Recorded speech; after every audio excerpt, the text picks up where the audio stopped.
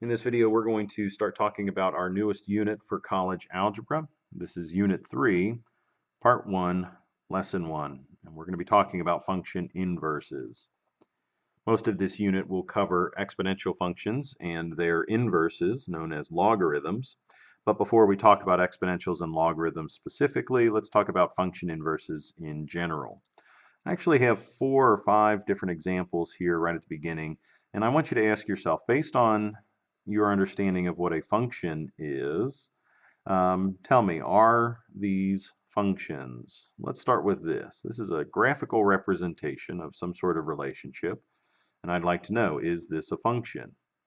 If it is a function, then I want you to answer, is this function one-to-one? I'd be surprised if you've studied what it means to make a function one-to-one, but I bet you'd be able to guess. Take a moment now and take a look at these first 2 functions in graphical representation. Are they functions? And if they are they one-to-one? Pause the video now and make your guess. Okay, well, as it turns out, figure 6 does represent a function, and this function is what we would call one-to-one. Figure number 7 also represents a function, and it represents a function that is not one-to-one. So as a quick reminder, a function is a function. It relates one group of numbers or one group of elements to another group of elements in such a way that for every input there is exactly one output. And to be more specific, we could say something like this: for every input of the domain, this is where domain and range comes into play again. For every input of the domain, there is exactly one output in the range of the function. So in figure 6, we could say that the state is the input and the population is the output. If I look at every element in the input group, right, every element in the input group, there is exactly one output associated with it. There's one arrow coming from Indiana, there's one coming from Washington, one from South Dakota, one from Tennessee, and one from North Carolina. So there is one output for every input. That's what makes this a function. In figure number 7, we see the same thing, although it looks a little bit different.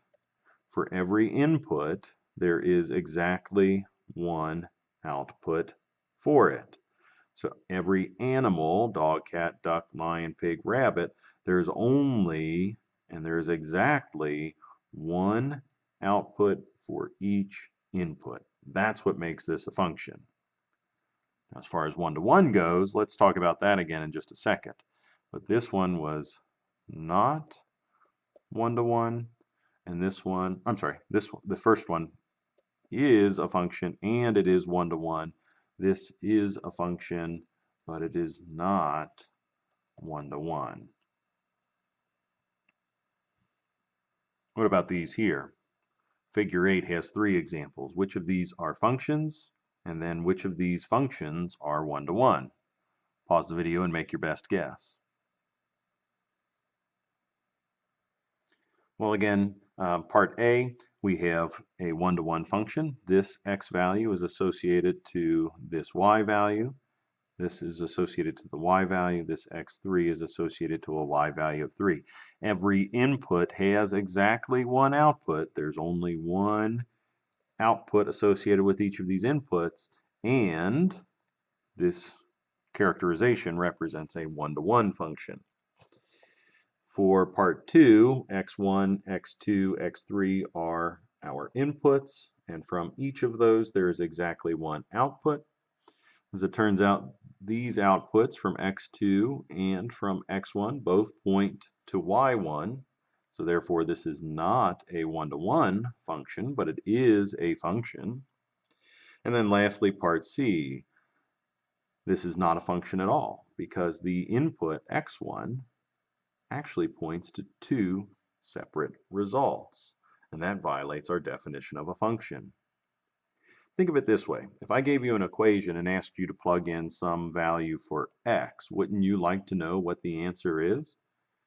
Well, essentially what this is telling us is that if I plug in the number x1 into this equation, it's actually going to point to two different answers. Well, how do I know which answer we're talking about? Very tough to tell unless you have further instructions. So when we encounter something like that where multiple solutions exist, we call that a relation, not a function. Functions have to point one input to precisely one output. Since part C violates that rule, it is not considered a function.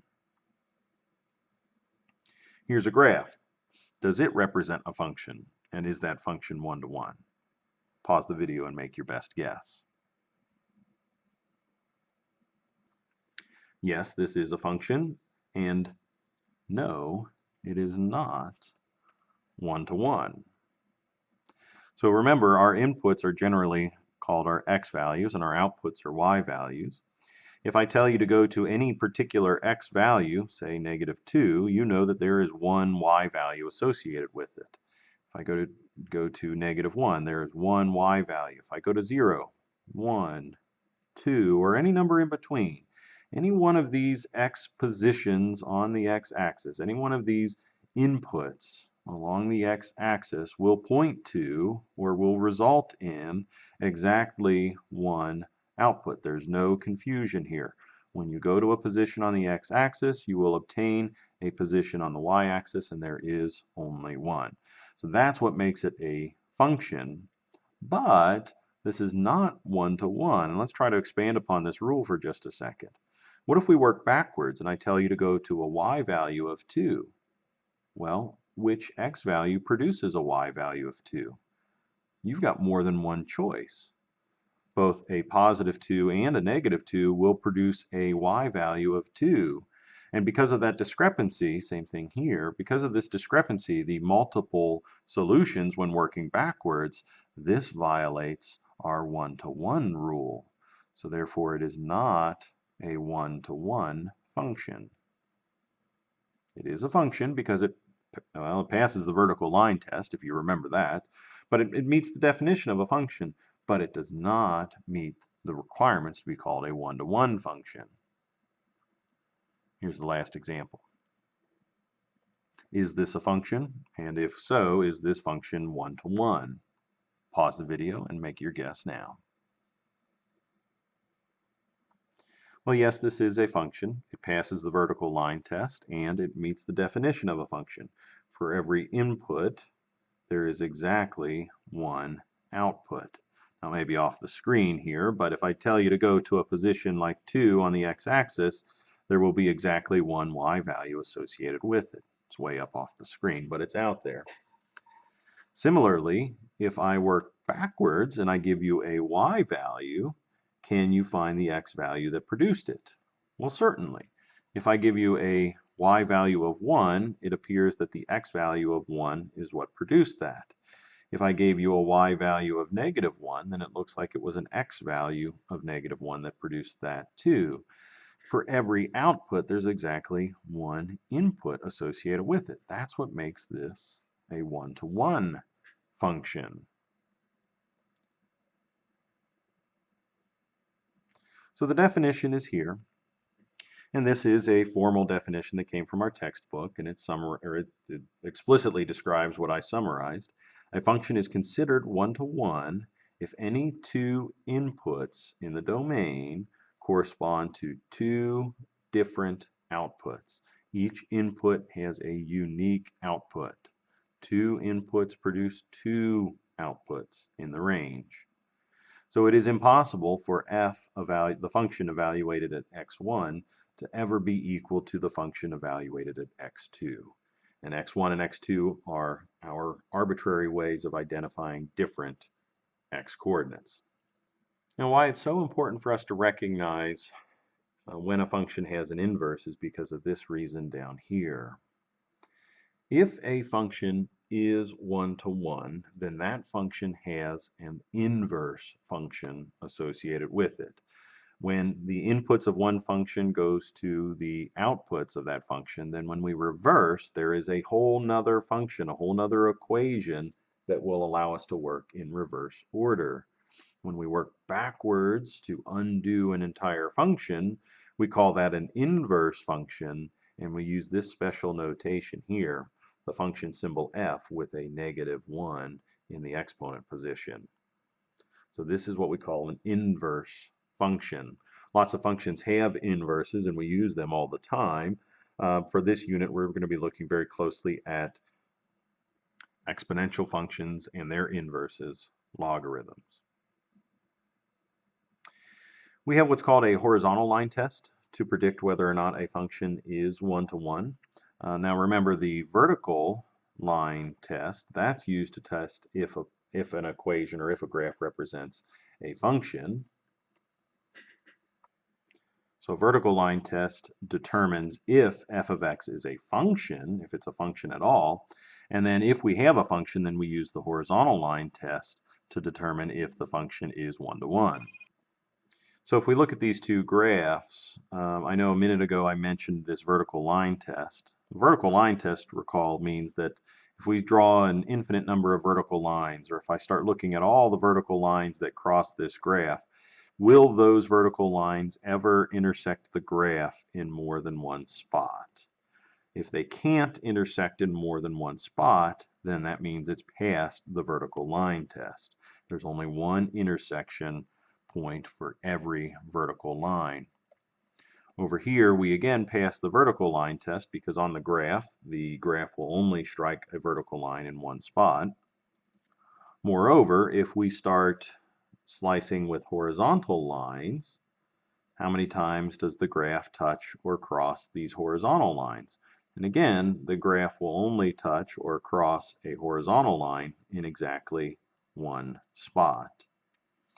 It gets a bit muddy right here at the center of this graph. You might be thinking, well, doesn't that touch the graph in more than one spot? In actuality, it doesn't. There is a very slight slope right at 0, so it does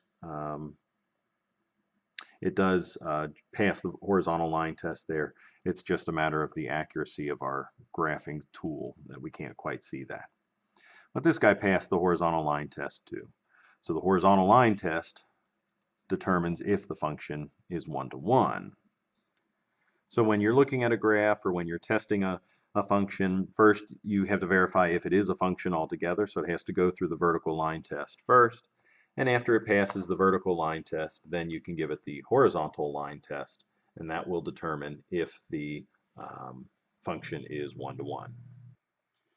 And for our class, this next block is pretty helpful because it tells us how we can verify whether two functions are indeed inverses of one another. We have an original function f of x, and if we compose that with a function which we think is the inverse, well then when I compose the inverse function with the original function, then the end result should be precisely x in and of itself.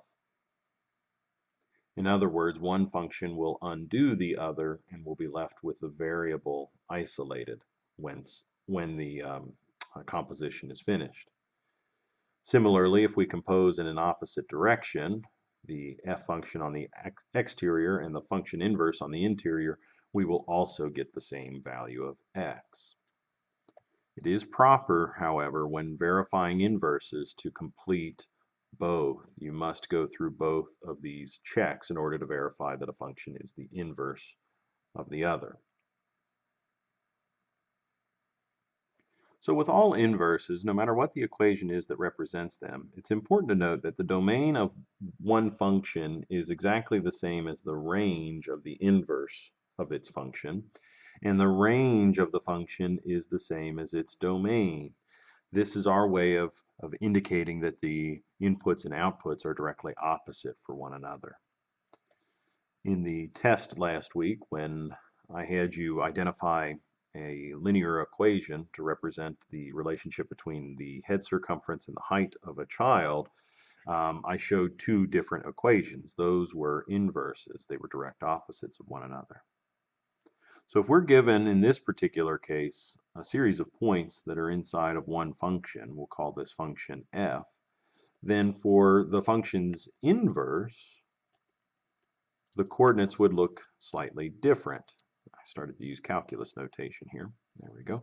So for the inverse, if I wanted to identify the points that would show up on the inverse based on these points that are in the original function, then all we need to do is switch the inputs and the outputs, or the domain and the range. What was an input in the original function and what was an output on the original function became the input and the output of the domain. And this is true for all coordinates.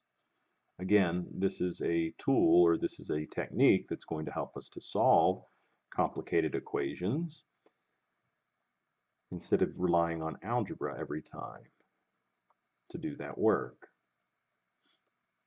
So as I finish up this list,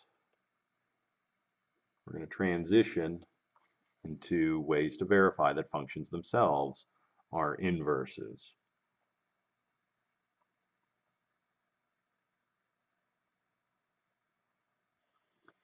I've been told that with this function here, this linear function, that its inverse is this linear function. If I were to give you, say, a y value of 10 and ask you to solve for x, we'd have to go through at least 2 steps to solve for this unknown x variable. If this truly is an inverse function, and I tell you that the y value is 10, then what that means is that I can use that I could use the output from the original function as an input of the new function, and that would tell me what the input of the original function was. That will allow us to undo the math rather than going through all the algebraic steps. And in this case, it's not too bad. Solving a linear equation is not difficult at all. But when we start getting into larger polynomials or more challenging functions like radicals and exponentials and trigonometric functions, it will be helpful to have these inverses to help us solve them. Well, again, to verify, we're going to compose functions. Let's do this first test first. It says to take the inverse function, which we think is 1/2 of something minus 3. And while we're evaluating this outer function, f inverse, the input or the argument for the function is, the argument for the inverse function is the original function itself, 2x plus 3. And if we simplify this, working from the innermost parentheses outward, we end up with an expression that equals x. So that's the first checkpoint. So far, if these two really are inverses, it has passed the first test, or the first check. The second check is the exact opposite. We use the original function as the outer function, which is 2 times something plus 3. The something on the interior, the input of this function, happens to be the inverse function. And again, if these two really are inverses of one another, then this one will reduce to x as well. So let's take a look. There's nothing I can do on the innermost parentheses, so I'll take the next step out. We have 1/2 of x minus 1/2 of 3. We can then distribute this 2 into the parenthesis group, and now we have x minus, whoops, there's a typo there, 3/2. This becomes minus 3 plus 3, and this expression ends up equaling x as well. So now, when composed in the opposite direction, the end result ended up being x as well. Since this function, when composed with this function in both directions, equaled x, we've passed both checks. Therefore, we do know that these two functions are indeed inverses of one another. And to illustrate my point for just a second, let's jump off to the side here. I said that let's assume that 10 is equal to 2x plus 3. And if your job was to tell me what x was, we'd have to subtract 3 from both sides, then divide by 2, and we'd see that 7/2 is the result for x. Since we have the inverse function, we could simply evaluate, and this was f of x equals 2x plus 3, and f inverse equals 1/2 x minus 3. We would evaluate f inverse at 10, and that would be 1/2 of 10 minus 3. And as it turns out, 1/2 of 10 minus 3 is 7, and we get 7/2 as well. When doing work by hand, it doesn't look like we saved any more time. We still ended up doing 2 steps worth of work to get here. But think of the calculators that we may program or the computers that we may program. If we program inverses and use them to calculate solutions, then that work will go much faster. So I think this video is getting long enough as it is. I'm going to break up the second half of this lesson into another video. So be sure to look for that here in a moment. Thanks for watching.